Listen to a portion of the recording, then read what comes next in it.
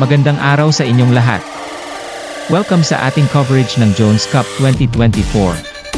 Ngayong araw, pag-uusapan pa rin natin ang undefeated team, ang Strong Group Pilipinas, at ang kanilang laban kontra sa Future Sports USA.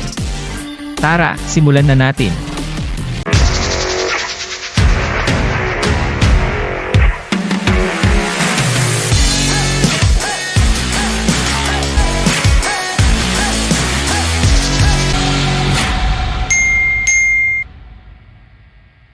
Matapos makamit ang spotless record na 4-0, patuloy na umaasa ang Strong Group Pilipinas na ipagpatuloy ang kanilang winning streak sa 2024 William Jones Cup.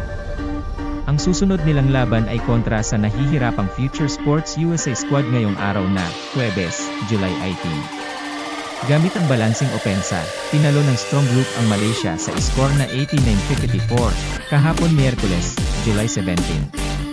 Apat sa kanilang mga manlalaro ang nakapagtala ng double digits sa puntos, pinangunahan ni Chris Mkulov na may 16 points. Si Renz Abando, dating high flyer ng Gilas Pilipinas, ay nagpakitang gilas din sa pamamagitan ng double-double na 14 points at 10 rebounds. Samantalang si Natabuan AG, Heinz Kue, at DJ Fenner ay may 12, 11, at 10 points naman, ayon sa pagkakasunod.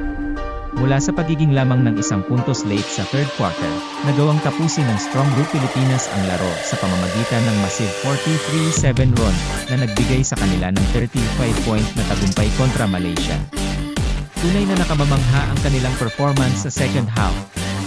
Ngayon, 4 na panalo na lamang ang kailangan ng Pilipinas upang muling makuha ang gintong medalya na huling napanalunan nila noong 2019.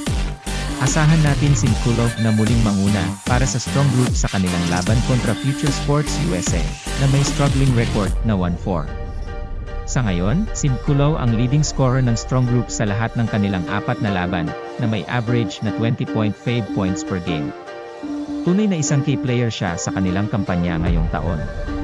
Ang laban ng Strong Group Pilipinas kontra Future Sports USA ay magaganap ngayong araw Huwebes, July 18, sa ganap na 1 p.m. Huwag palampasin ito, mga kababayan.